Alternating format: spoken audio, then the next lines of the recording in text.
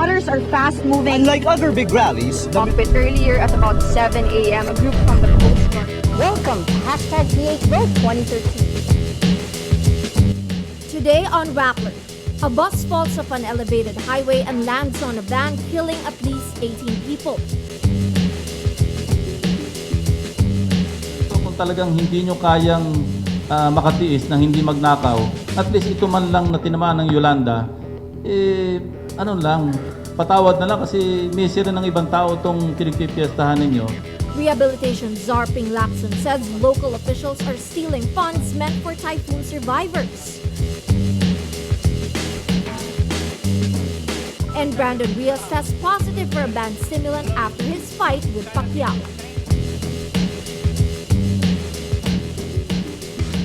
Hello, I'm Ai Makaraig, sitting in for Maria Ressa. Welcome to Rappler, your social news network.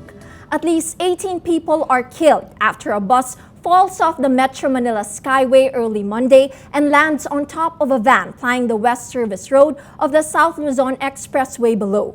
The Don Mariano Transit bus was plying the Novaliches-Pasita complex route when it fell off the elevated highway past 5 a.m.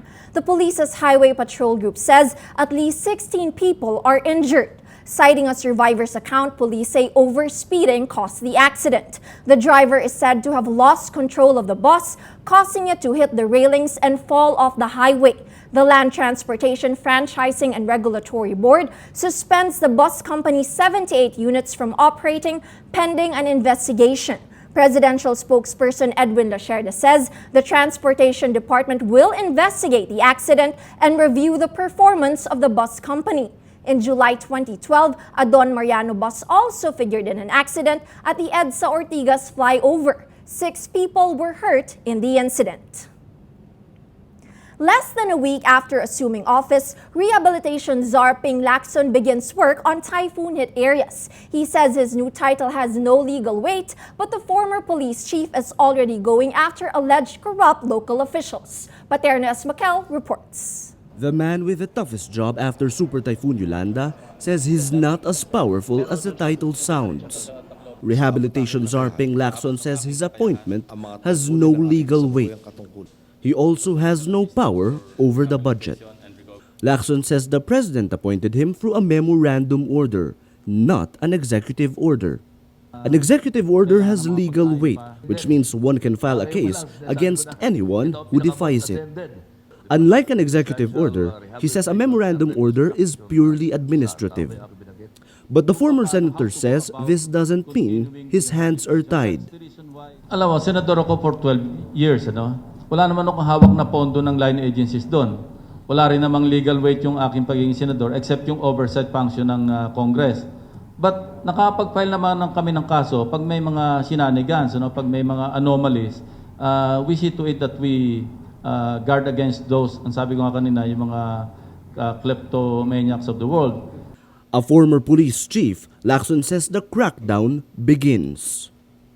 Days after visiting typhoon-hit eastern Visayas, he tags a local official allegedly out to steal rehabilitation funds. Lacson says he requested the National Bureau of Investigation and the Philippine National Police to look into this. He refuses to name the official but appeals to people like him. So, yun lang, parang yun lang ang mensahe na patawarin nyo na muna ito kung talagang hindi nyo kayang makatiis na hindi magnakaw. At least ito man lang na tinamaan ng Yolanda, patawad na lang kasi misery ng ibang tao itong pinagpipiestahan ninyo. For experts, the czar's power is not enough. Ateneo School of Government Dean Tony Lavinia calls for a standalone disaster agency with power over the budget. Lacson says more powers will certainly help. Well, definitely, additional authority. Kasi ang natutunan ko sa military, kailang commensurate yung authority doon sa responsibility. Kasi kung hindi commensurate yung authority, mukhang kulang, tapos responsibility mo masyadong malaki, baka kulangin ka ng pagkukunan. But for now, the rehabilitation czar is out to prove he can wield a big stick, despite the handicaps. Paterno Esmaquel, Rappler, Manila. The Department of Justice, or DOJ, will investigate possible violations by power firms that may have led to the 4 pesos and 15 centavos per kilowatt-hour price hike of the Manila Electric Company, or Meralco. Justice Secretary Leila de Lima says the DOJ Office for Competition will file a report on the probe by January 2014. This comes on the same day activists and lawmakers file a letter asking the DOJ to investigate the price hike. The rate increase is the highest ever to be imposed by the power company, a move resulting from the shutdown of the Malampaya gas field. The increase raises fears of a possible collusion among power producers whose plants have simultaneously shut down for maintenance. In the letter addressed to De Lima, petitioners say the shutdown may have caused the price hike to be 3 times higher than expected. The Energy Department also promises to investigate Meralco's formula for the price increase and the simultaneous outages in different power plants.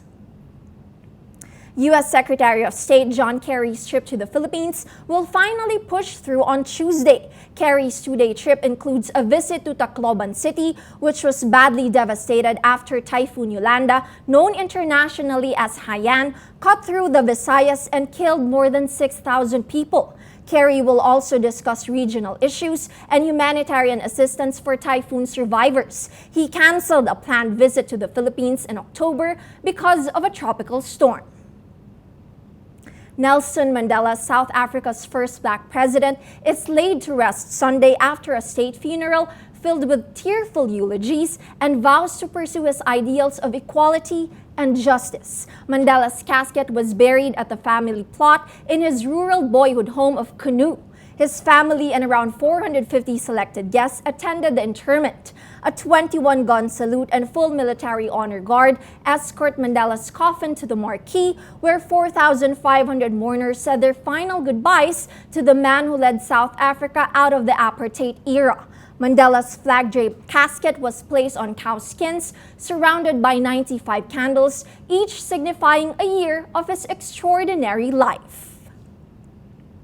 China's Jade Rabbit rover vehicle sends back photos from the moon Sunday after the first lunar soft landing in nearly 4 decades, a huge advance in the country's ambitious space program. State news agency Xinhua reports the Jade Rabbit was deployed several hours after the Chang'e 3 probe landed on the moon. The rover and the lander began taking photos of each other late Sunday, including one that shows the Chinese flag on the Jade Rabbit as it stands on the moon's surface. The images were transmitted live to the Beijing Aerospace Control Center. Chinese President Xi Jinping and Premier Li Keqiang watched the broadcast.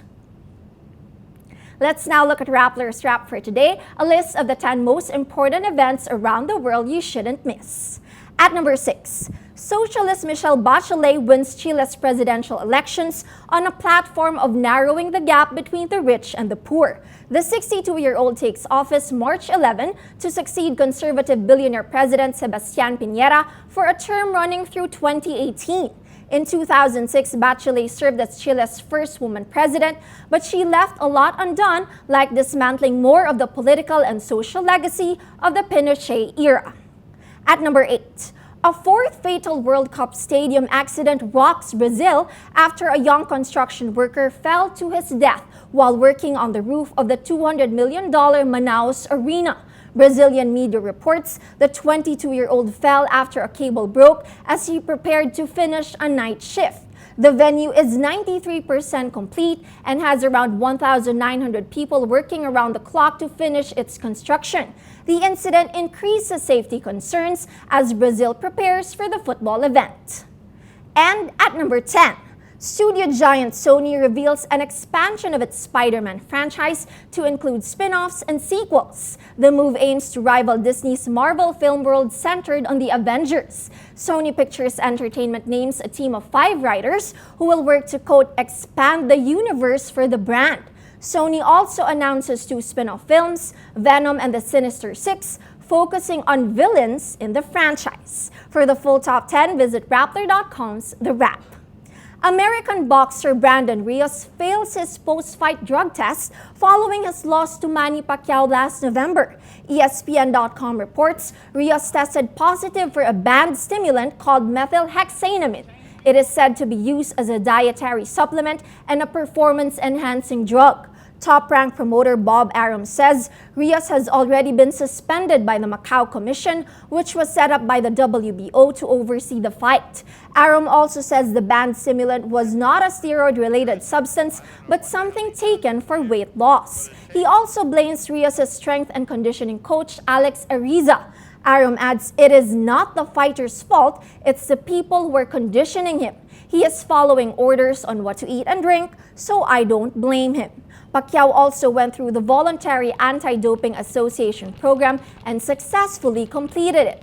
Rios lost to Pacquiao via unanimous decision.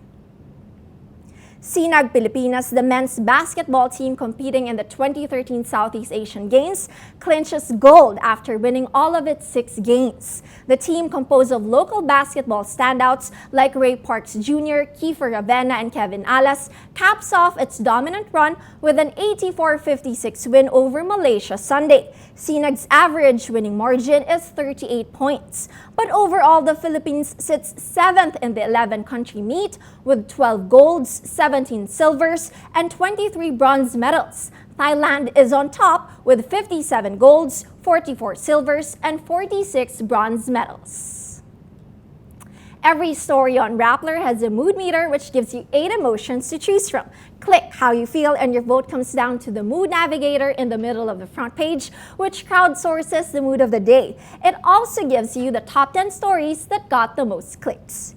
In today's mood navigator, we have the big story from the weekend. SM says Martillo gang behind mall robbery. It has 45% of readers feeling afraid and some 23% angry. But we have more circles in red. Last week's controversial story, transcript Romualdez Rojas meet post Yolanda, 70% of people feel angry, 22% annoyed. But today's top story is the story that got the most votes. Bus plunges off Skyway, lands on van, 54% angry, 37% sad. And so we start off the week with most people feeling sad. Feeling angry, rather. That's Rappler's newscast for today, Monday, December 16, 2013. Visit Rappler.com and watch your newscast Monday to Friday. Tell us how you feel on our mood meter and help us crowdsource the mood of the day. I'm Ayi Makaraig, and as we say at Rappler, tomorrow begins today.